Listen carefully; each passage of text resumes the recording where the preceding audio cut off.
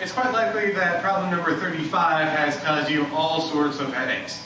35, we're just given two premises to work with, and we're after t triple bar h, which is kind of nice. Let this serve as a guide here. Given that it's a triple bar, we know we're going to be dealing with one of two options: two horseshoes joined by a dot, or two dots joined by a wedge.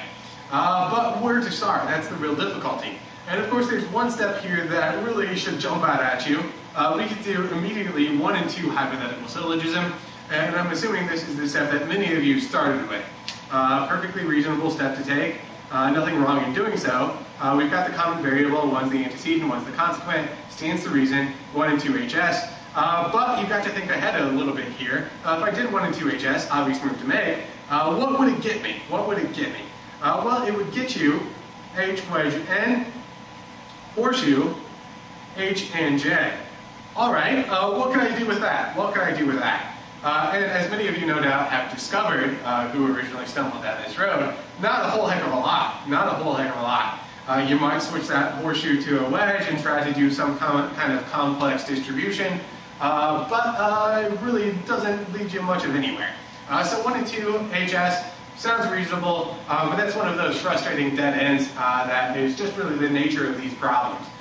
So given that HS is probably out, we've explored that avenue, many of us anyway, and it led to a dead end. Let's regroup here and take stock of what we could do. We've got two horseshoes, sounds like HS, that didn't work. So what else can we do with these horseshoe statements? Well, the only other real option is to do impl. Of course, once again, we could do transposition, reverse negate, but that too seems to be a dead end.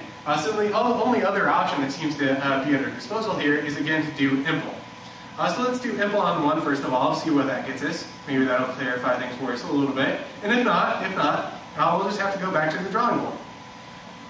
So 1 impl, horseshoe to wedge, add a tilde to the first variable, not t, or, and the second part stays the same, h and j. And then we can do a similar move to line number 2. 2 impl, exact same rule in fact. Add a tilde to the first part, not parentheses h or n, and then switch that to a wedge t.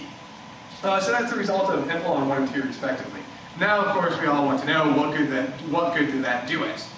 So let's examine 3 and 4 respectively. I'll start, no particular reason, with line number 3. What could we do to 3? Does this match any patterns as demonstrated in our 18 rules? Well, flip through your rules if you haven't memorized them just yet. You'll see that 3 is the textbook case of distribution. We can distribute this lead variable to the variables on the inside. So let's see where that leads us. Does this do us any good?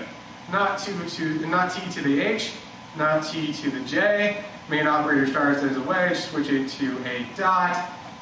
Put in your groupings. By now this ought to be routine, 3 distribution. And what can we do there? What can we do there? Well, the main operator is a dot. Main operator is a dot, so easy to bust that up. Not t or h, 5 sim. Now let's return to the conclusion that we're after. We've got t triple bar h. We know material equivalence, only one of two options. One of which is 2 horseshoes joined by a dot. One option, t horseshoe h and h horseshoe t.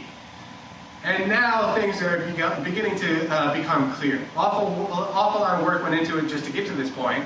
We're nowhere close to being done, but things are starting to reveal themselves to us.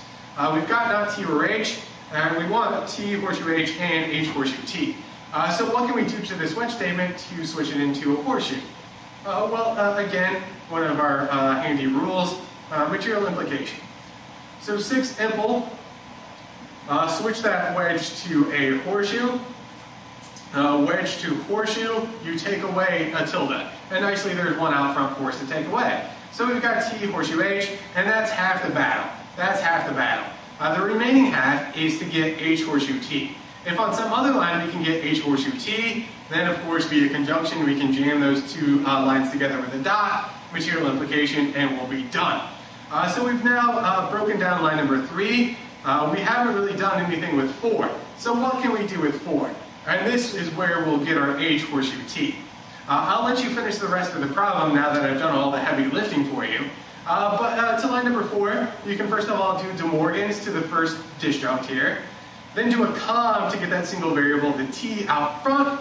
And then you can, in a similar fashion to what we've just done, distribute that t and end up with, I believe, an impl, which will get you the h horseshoe t, conjunction, material equivalence, and you'll be done.